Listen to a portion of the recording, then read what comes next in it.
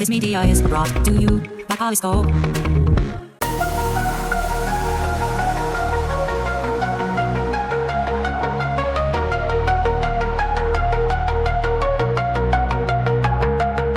In the realm of tomorrow, where techniques mind, we ponder, we dream. And let's start. Thank you so much for coming on the show. It's great to finally meet you because this is how we meet each other nowadays, over Zoom. So why don't you tell us a little bit about yourself and your organization and what you're passionate about? Sure. My name is Shahzeb Ali. I'm Pakistan's youngest certified Python developer by Python Institute itself, IBM, and recognized by Pakistan Book of Records. And I'm the author of Data Science for Teens. I've got the book right here with me, actually. You actually wrote a book? This is great. Yeah. How old are you now? Like I'm 17. Soon to be wow. 18. Fantastic. Yeah, so it You can't even drink in America yet, and you're already written books. I love it. It was actually a 1-year project, and it took a lot of time, But, it was really great when I got the final result. When you have the book itself, you're reading the other's book, and then when you have your book, and, it's just a different achievement and a different satisfaction level. Oh, fantastic. So with that, I'm the founder. I'm also the founder and CTO of DevelMo. So it's basically an AI startup where we have the philosophy of scaling businesses through AI that fits. So pretty much, if I tell about my organization, we basically, if I start from the beginning, from my life, I was 13. I was 13 when I started 13. all of this programming and everything. Yeah, 13. It's actually way before that. When I was 4, I used to play a game. When I was a baby, I rolled out. My parents gave me a keyboard and I started typing. Actually, I was just a little ahead. I used to play these games. I remember I started with Grand Theft Auto, not so friendly game for a 4-year-old. No, but, I don't think so. Your parents shouldn't have let you play that at 4. It's not. It's really not. And I don't recommend anyone to play that game, not even after 18 years old. Are you sure? Because, if you give your kid Grand Theft Auto at 4, they'll turn out just like you. It really depends. There are two sides of the coin. I don't want to gamble on this. It's really risky. But yeah, at 4, I used to play these games on computer, and I was really into playing games. I'm a gamer myself the whole life. And what happened was that, back in the day, it wasn't so much plug and play system. So you had these sort of CDs, you had to download games, and, it was really a hectic job. It was a job to download these games. But, I just got into this, I had this passion of playing games. So, I just went on with it, and I learned different things about computers. And I had this sort of challenge at that time that I didn't had a very strong PC, like others, It was just because I was starting out. So I always used to, go into the configuration files, try to set the game as low as possible because I need that satisfaction of 60 FPS. So after a while, I learned these things. But at 13, I was, curious to jump into programming. Let's do something fun, because there was always this idea that, it would be fun to make apps, because using apps is equal to making apps. But I realized it late enough, not after that. So I asked my dad. He's an electrical engineer himself. I said, okay, I want to start with programming. And he was like, okay. He didn't know programming that much because he's, on the electrical engineering side. He's more into cloud technology and networking. So he was like, we learned Visual Basics in uni. So I think let's start with that. So I started, we both sat together. Visual Basic, yuck. Exactly. And I sat with him for 15 minutes, and it was the worst 15 minutes of my life, honestly. Yeah, I believe it. After that, I think I took a month or 2 months gap to never touch programming again. I was just so terrified. Like, man, what is this? This is programming now. I'm not. Yeah, that's awful. That was my first experience. If it would have been Visual Basic, I would have just, hung up my spurs and done something completely different. Because that's terrible first experience. That's why the direction is so important for new programmers, especially teenagers, because they are not really sure, which language to start with. And it's a very frequently asked question. And I think it's a totally valid question because, if you start with the hard stuff, it can take you away from it. You may be talented at programming, but if you just don't go with the right direction, with the right language, then you will go away with that. So absolutely. Absolutely. I remember when I started like way before you, and I was doing things like what do you call it? Not Visual Basic, but Quick Basic and stuff like that. So it was all the similar kind of stuff, and it was all functional programming. It wasn't even object oriented at the time. So when I saw things like Ruby and Python, I thought to myself, "Wow, why couldn't they be like this?" I mean, Why could this it is a be so beautiful. These simple? are beautiful languages for beginners. They're so easy to learn. It's crazy. Exactly, exactly. And the simplicity, you actually focus more on the concepts, instead of focusing on how to write the programming language. And I Exactly. think it's perfect for beginners, even people who want to, have an expertise in programming. It's fine. You learn all the concepts. After that, once you get well versed with all the things, then you can move on to different programming languages. But it's the best, it's the sweet spot for starting your journey. Yeah. So that 15 minutes was the worst 15 minutes of my life. I never touched programming. And then what made you go back to it if you had such a bad experience for those 15 minutes? It was, I think, around 2020, 2021. There was this hype. The hype of AI just started to begin, Hmm. and, you had the AI and, Python is the next language. So I just randomly looked into articles, which is the best language to start with. And I just thought to myself, let's give it a second chance. Why not a second chance? Right. And after that, I got very well on with Python. There was this YouTube channel, if I remember correctly, Coding Dojo, and that guy was awesome. He explained the Hmm. Python concepts and everything, very easily. So I developed my first BMI calculator at the age of 13, and I was quite happy, with programming. Wow. In Python? That's Yeah, fantastic. I was like, this is the way to go. And I was really happy with it. But then I said, just for confidence sake, just for an achievement, let's attempt this PSEP certification. This is basically Python certified entry level certification Hmm. from the Python Institute. So I attempted that, got passed in the first attempt, and that was a really confidence booster. Because Wow. once you're young, you have to prove to people, or you have to have some sort of confidence, because programming is a sea. There's no end to it. Yeah. So that's why you have to see where to go and with this. So it was a good journey. And after that, there was some roadblocks in the between, because I was, I think, in grade 8 or 9 at that time, and just started my IGCSE. So it's like O levels, Cambridge O levels. Hmm. And I wanted to dive deeper into this data science, and I had focus on data science because I was good at maths and I liked maths. So I liked the concept that it's a combination of computer science and maths. So I said, why not? Let's touch this field. So at the start, it was really hard, because there was, again, there was no GPT at that time as well, Hmm. Chat GPT. So you had no sort of direction.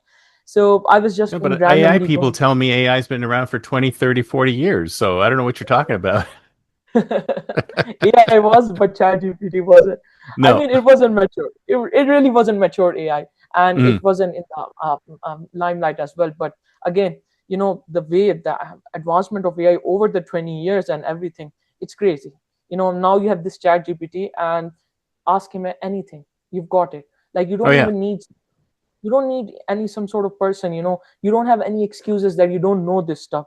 Very, in very rare cases, Chat GPT, messes up. Oh yeah. In my I past find it question. really interesting that a lot of people need some kind of tutorial to use ChatGPT. And it's like, you don't need anything.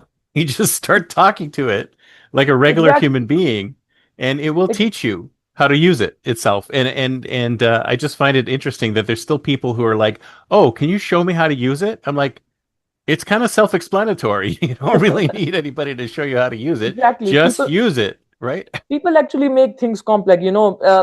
It's just when things are simple, you're like, no, it can't be that simple. Yeah, exactly. There has to be something. There has to be a twist. Yeah. So I mean, you can go deeper into it. You could go into prompt engineering and say, assume you're this and that, but that's a different level. For majority of the users, you don't need prompt engineering on daily basis. Okay, sometimes, when you're at your office work or this, that's fine. But honestly, prompt engineering is the next level of it. But we didn't have Chat GPT at that time as well. So sometimes I go to a random article. They're like, this is a complex statistical equation. This is what is in machine learning. Hmm. And I'm just sitting there and thinking, why am I in this life? Why am I looking at this equation? So after that, I took a little bit hits. I got some great mentors as well.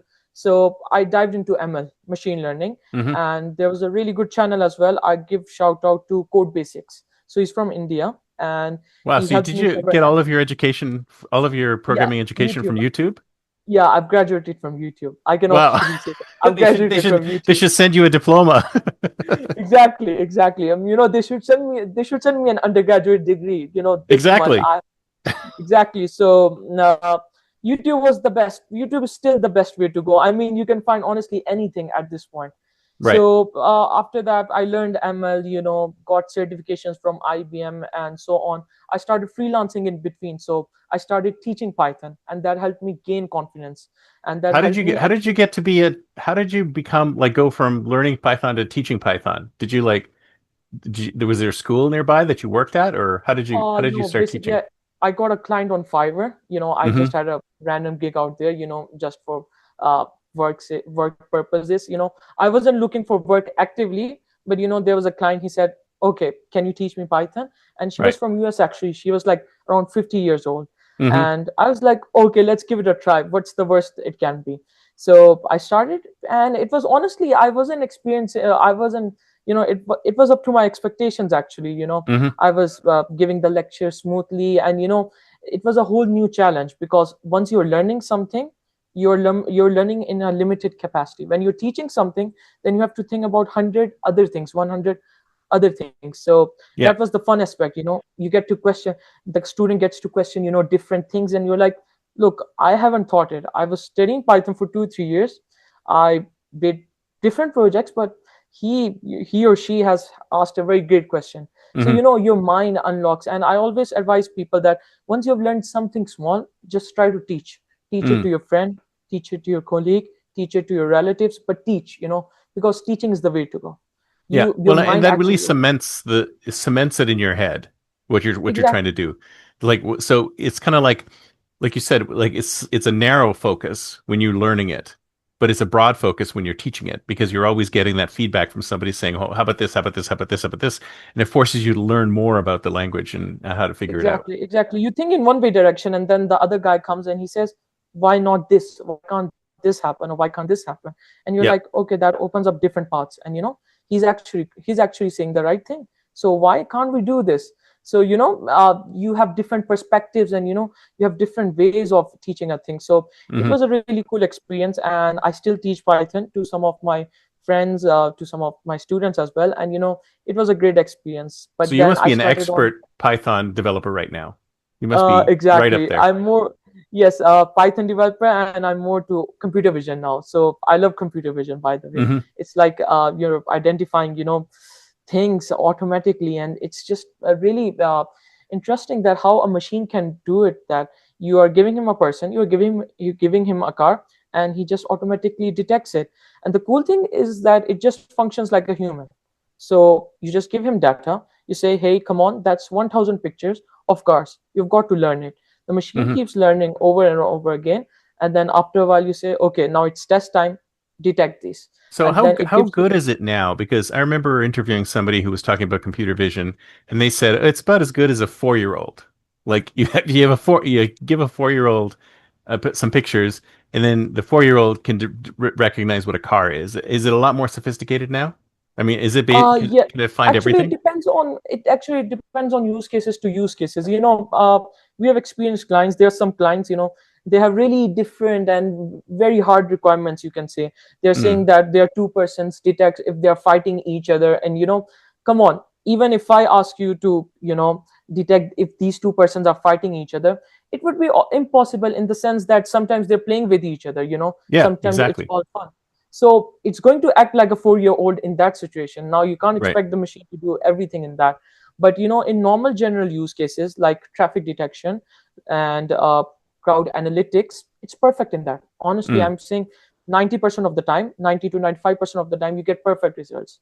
So we have a product called Crowd IQ as our organization.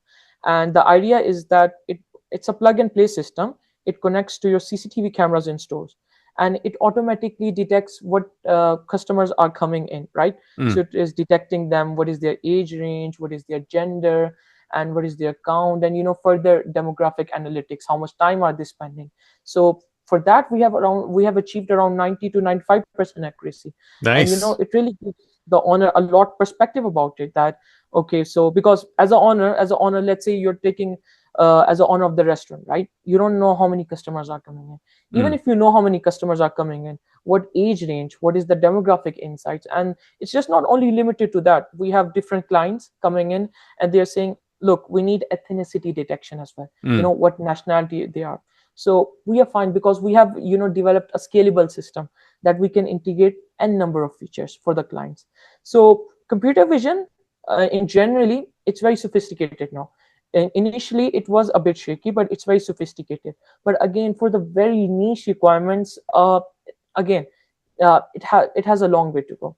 So did you just get interested in computer vision, and that's why you came out with this product, or was there something that triggered you to want to do this product specifically? Actually, it was a natural way. So I started with ML, machine learning, all with the data analytics. So it was a very cool, when you have those data, when you have to predict churn, and all of this. That was fine. But then it was just a natural roadmap which I made for myself. After that, I jumped into computer vision. That was my next step. And when I jumped into it, I was hooked to it immediately. And honestly, it was really fun. From there, I began to explore computer vision, and I still haven't explored that much. But again, every day I'm learning something new in computer vision, because the thing is that what it differs from ML and LLMs and then your general AI is that actually users get to see the output. Now, if I'm doing ML in my office, I have that data, and I'm predicting customer churn and everything. It's fine. People say, okay, you're doing ML, that's fine. But you can actually explain to the layman, look what's happening with the computer vision. And it's actually really fascinating. And there's a practical use case for that. I know ML has a practical use case as well, but computer vision, explores a different various range of options. So after that, I just hooked up with computer vision. We had a multi-billion-dollar telecom operator in Riyadh as our client for computer vision. Wow, nice. How'd you get the client? It was actually referral based. So I was just, we used to play a game. I had people that I used to play games with, and one of them had a marketing agency, and he was like, hey, can you do this task for us? And I was like, okay, now we need to get serious. And it was a really interesting task. Nice. So from there, we just grabbed it on. So yeah, it was a really good project. It was a 5 months long project, and it was really fun. So from there, we developed our products as well. We have 3 products. 2 is in our pipeline, and the other one is Crowd IQ, which I just told you about. So, and our main philosophy is that we try to scale businesses through AI that fits, right? So every business has a unique requirement.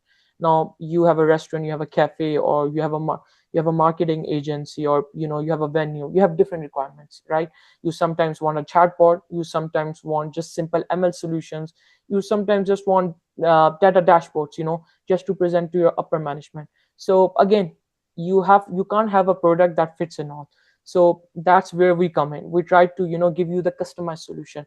Of course, sometimes it's a bit expensive, but again, it comes with its pros as well. So where do you see vibe coding going? Because I see a lot of companies and a lot of developers who are out there, like they're totally freaked out about vibe coding and how vibe coding is going to affect. I mean, it's already affected a lot of entry-level jobs, but it's going to get better and better and better. Where do you see vibe coding affecting you? Or do you use it today? No, honestly, no. No, come on, man. I use ChatGPT, but not vibe coding. I'm not too dependent on AI. But honestly, about vibe coding, these data-oriented roles, like when we talk about data analyst, data science, they have programming involved in them. Not much on the data analyst side, but we have on the data science side, and then if we go on the AI engineering side. There, I think the vibe coding can't be successful such that, because you need to have some sort of critical thinking, right? And again, machine has limited capabilities as well. So you have that data in front of you. Vibe coding can do only much, right? You have to have domain knowledge, expertise, and then there are very multiple different aspects. So because people think that the data just comes and you just do some commands and just queries and then it's all sorted. But then you have to go with your stakeholders, talk to them, that okay, what is this about, what do you want, and it's a whole process. So I think for data oriented roles, vibe coding is just a hype right now. And even for programming roles, for the basics, okay, let's say very entry level jobs, right? uh, it depends on the jobs as well, to be honest. But let's say even for programming roles, there comes a time where there's enough complexity. So if we are saying a database, that comes in data oriented roles. But let's say there's a website developer or there's any other programming roles, still vibe coding can't be successful. Not as of yet, but I believe that if vibe coding even gets mature over the time, it's going to replace at most the entry level jobs. Once you get higher and higher in programming, you actually realize that everything is not on the table for you, right? You can't just copy the code from ChatGPT and just run it, right? You actually have to think, and that's the most misconception. You will see students panicking out in university, basically in unis, that come on, vibe coding is gonna take over the world, or ChatGPT. It's because that they don't have the exposure, that how do corporate environments work, how does this data oriented role works. It's not just straight that you have data, you just ask ChatGPT to do this, and boom, that's it. So it's really the exposure as well. So you'll see vibe coding, this hype, all, it's mostly around the students, students or entry level jobs. So I think it still has a bit time, it still has a bit long way to go. But you're not using it at all in building any of your tools. It's all hand coded. No, not as of yet. So how big is your team? Is it just you, or how many people are working with? We have around 5-10 people on the management side. You can say around 5 people. So we look at different aspects. I'm normally, I'm handling the technical side, right? Mm-hmm. And then we have another Huzafa. He's our graphic designer and marketing manager. So he's the one who posts on social medias and who has to look at the marketing side, how things are going at that. And then we have our business development manager. He's from Pakistan as well. So we actually work remotely, but we have some people on our physical side as well. So this is how we operate basically. And nice. Yeah, I mean, today's world, the new physical is remote. I'm talking to you. It's like who builds a company where you actually go into an office anymore? That doesn't exist. Exactly. I mean, I don't know who does that. Nobody does that. It's finished. Honestly, it's finished. I'm not sure that the companies, it's usually the backward companies, that are not allowing their employees to go remotely. But honestly, it depends. Both has pros and cons. I usually prefer that my employees or my people, if we have a physical office, then there should be at least 2 days for the physical visit, because you can't just go fully online. But again, there's still some companies, they're like, look, you can only get 5 work from homes in a month. So right. Who does that? No. It depends on the company. I mean, I remember working for a bank once where I was asked to come in because I was working 5 days a week from home, and it was like, come in for 2 days a week. So I would come in for that day. I would take the train all the way up to San Francisco. I would put my headphones on and I sit at my desk, talk to no one for the entire day, and then get up and go at the end of the day. And it's like, what's the point of this? I mean, I just wasted 2 hours in commuting that I didn't need to do. So I mean, exactly, it saves a lot of time and your resources, and it actually increases your productivity. But exactly. It actually depends on companies to companies. I've seen mostly Middle Eastern companies, they are not really open-minded, to this work from home. But again, it depends on companies to company, company to company. Some companies, they're very flexible. Some companies, they're still restrictive.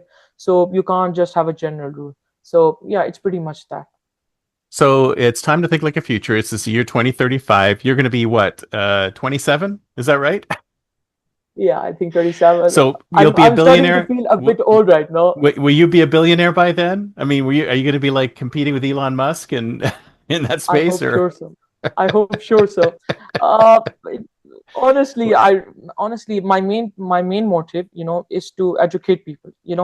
I want to be a millionaire as well. But I'll get the real satisfaction when I see my young youth, they're educating, they're actually going towards the business side as well.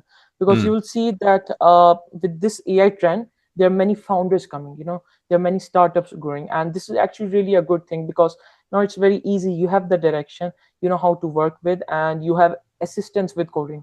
So I made a post in LinkedIn a year ago, I think, and I discussed that how easy it is to develop an MVP now. You don't need a full, especially when you're vibe coding. Exactly. I mean, you don't even need to develop MVP in that case. You can just vibe code it all the way.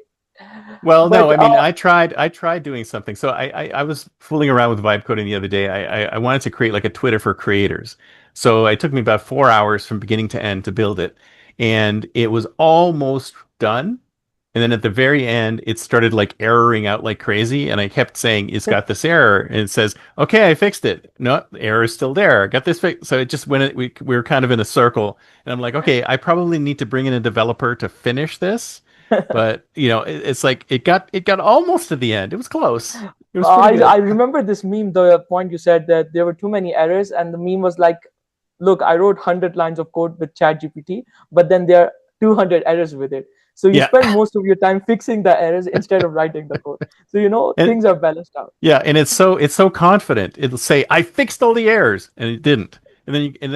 I said, You haven't fixed the errors. Go fix them." And then it would go away and it would do some fixing, and they would come back and say, "I fixed the errors again." I'm like, "No, stop telling me Sometimes you fixed them." it actually very strangely, to be honest. Sometimes I'm giving for the chatbots, I'm giving maths questions to them, and they're very confident in getting the answer, and when I check it, it's totally opposite. And I'm like, Yeah, what did you do? What did you just do? There was a 1 mark question, and it did working of 25 marks. And yeah, the solution it came up with, I was like, it's just a single mark question. What are you doing this all working for? So yeah. you can't totally be dependent on it. So you still have to work your No, way you out of can't. But then one of the things that reminded me of is so there's this. You've heard of Dan O'Reilly. He wrote a book called Predictably Irrational, and it was when people do surveys, if they don't have the answer, they'll just make up an answer. And I'm like, well, I guess the AI is we're acting just like a human. It doesn't have the answer, so it's just making up an exactly. answer. Exactly. It's their job. They have to do something. They have to come Yeah. up with something. It's like I So got to it's come up like, with something. I don't know what the answer is, but here you go. Here's something. here you go. Here you go. That's your way. That's your way. That's your answer. So it's their job. We can't blame them as well. So And it's yeah. very confident about it. That's what I think is funny is the most it's almost like an intern out of school who doesn't really know anything but is super confident about his abilities.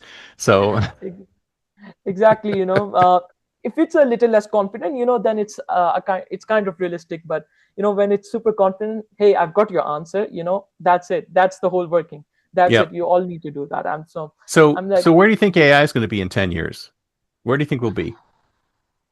um, it's a tough question to ask. We will ask some people, they will say, there will be robots taking over the world, and then, there will be no longer humans in the world. So, uh, I mean, we'll get to the point where we would have robots and all of these things, but I don't see AI taking over the world in the future right now, Mm, as of right now. AI needs a lot of improvement.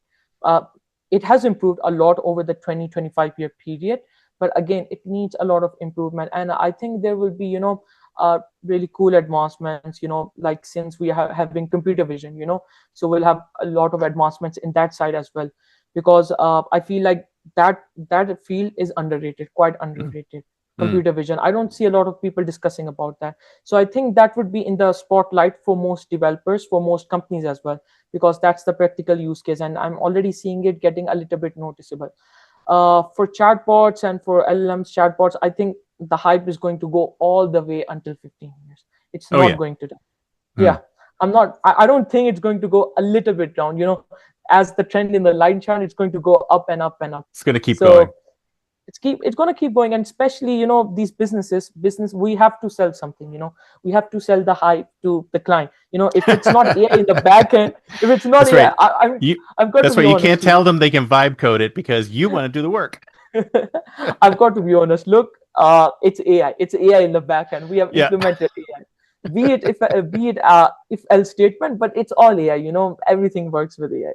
So I think businesses are still going to sell AI, and the hype is still going to go, and it's going to mature a lot, especially when we have these tools like N8N and LangChain and all of these tools. I think we are going to go a long way. We are going to see a lot more founders. A lot more. I'm not sure about the job market. It's still on decline, so I'm Well, not really the sure. like you said, people have to just go into building their own businesses. That's the Exactly. direction that they have to go in, especially with the AI powered businesses. You don't really need to know a lot of everything in order to build a business. It's a Exactly. brand new world. But then, you'll have too many businesses and too less jobs, when everyone's going to build a business. We'll all buy from each other, right? So it's like everyone's going to be on LinkedIn. Hey, I'm a founder.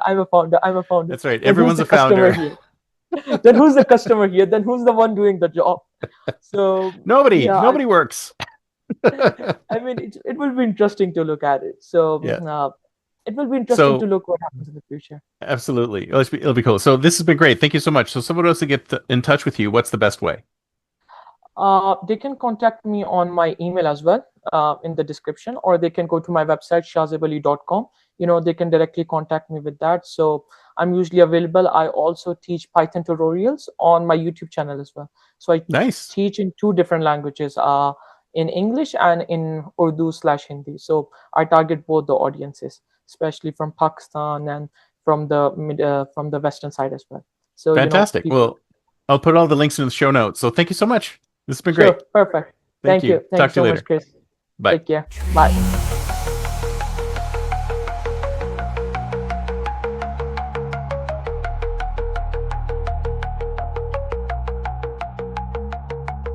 Pixels and philosophies merge and mold, a future untold, unseen.